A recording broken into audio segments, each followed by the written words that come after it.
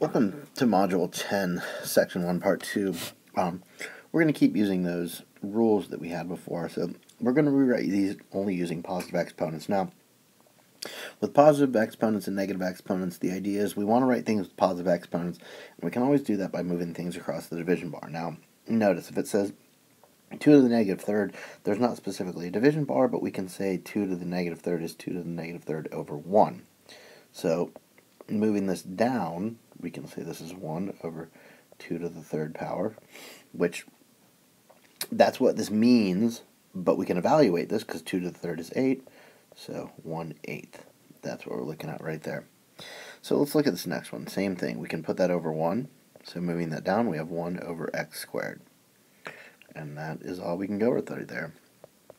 Now this, to rewrite this with positive exponents, to make that negative 2 a positive 2, we're moving it up, so we're going to have 8 squared over 1. And anything over 1 is that thing, and we can square 8, so that's going to be a 64 right there.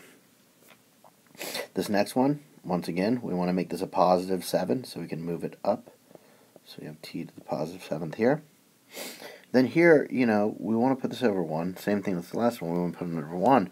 But the question is, what is being raised to the negative 2nd power here? Now, the b is, but not the a. So when we rewrite this, the a stays up top, the b squared goes in the bottom, and we've made the negative exponents positive. Same thing with this. If we have x y to the negative 1, the only thing that's being raised to the negative first power is the y here. So when we rewrite this, the x stays up top, the y goes on the bottom, and we're good right there. So that's what's going on. So looking at this next set, we're going to use this property that if we have like bases, we're going to, and we're multiplying, we're going to add the exponents. So just thinking about this really quickly, the base of this, we have 3 to the 5th, 3 to the 2nd. This is going to give us a 3 to the 7th power. Now, a lot of people want to multiply the 3's, but if you think about it, we can go back to the definition. What does it mean, 3 to the 5th? Well, that means 1, 2, 3, 4, 5. That's 3 to the 5th. We're multiplying that by 3 squared, which is 1, 2. How many 3's do we have? 1, 2, 3, 4, 5, 6, 7. The 3 to the 7th power is what that is. Now, if we wanted to evaluate this, we just, use our calculator or something like that. So 2, 3, 4, 5, 6, 7.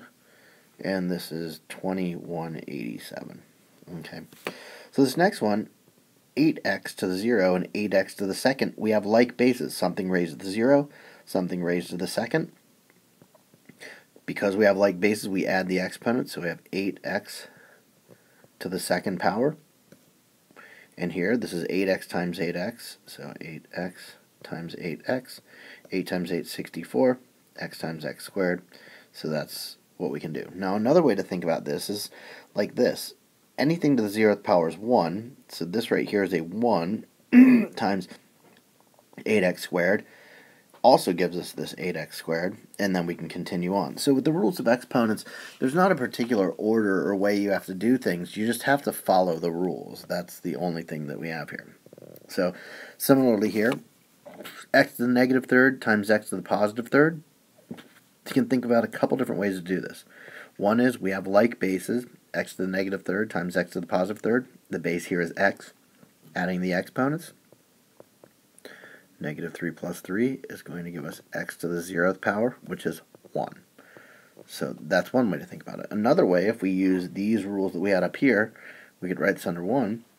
Now we can bring this down, so this would be x to the 3rd. This one stays up top. Bring that one down, x to the 3rd. X to the 3rd divided by x to the 3rd is just 1. So that's another way that we can do that right there.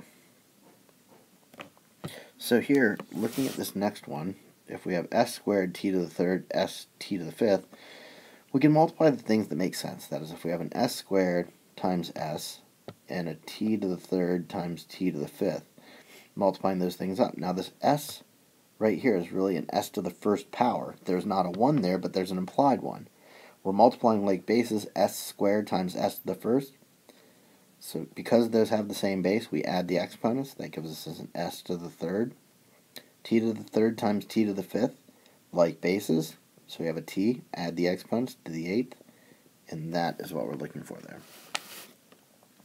So this last one on the negative exponents, we can look at this in a couple different ways as well. One, we can say they're like bases, so we can add the exponents. So negative 7 minus 6 is negative 13, which we can put that over 1, and then write that as 1 over x to the 13th power.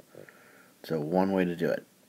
Another thing we could do is we could put this under 1, or put this over 1, move these down. Say this is 1 over x to the 7th, x to the 6th. Then here we have like bases we're multiplying, add the 7 and 6 to the 13th. A couple different ways of doing that problem right there. So the last one we're going to divide and simplify. And the rule is if we have a to the m over a to the n, this is a to the m minus n. That is, if we have like bases, we subtract the denominator's power from the numerator. So here, 2 to the 6th and 2 to the 3rd, they have the same base. So this is 2 to the 6th minus 3, which is 2 to the 3rd power, which is nothing more than 8 when we evaluate this. Looking at this one here, well, we want to make the exponents positive. So we're going to move this up and this down. So we have an x to the 3rd over an x to the 9th. And then the question is this, are there more x's in the numerator and denominator? Well, there's more in the denominator. So 3 of these can cancel with 3 of those, giving us an x to the 6th, and that's a 1 over x to the 6th. So we're going to use the same logic on this next problem. We have a to the 5th, b to the 3rd over a squared b. Are there more a's in the numerator or denominator? Well, there's more in the numerator, so these two take care of 2 of those, leaving me an a cubed and a 1 down here. So we cancel the a squared with 2 of the a's in the numerator, leaving us with an a cubed. This b is really a b to the 1st. That cancels with 1 of the b's here, so we have a b squared. So a cubed b squared over 1 is just a cubed b squared. And if you think about this, when we look at this original problem, there's more a's in the numerator, so there are more a's in the numerator here. There's more b's in the numerator, there's more b's in the numerator here. It makes sense. Now this last one here,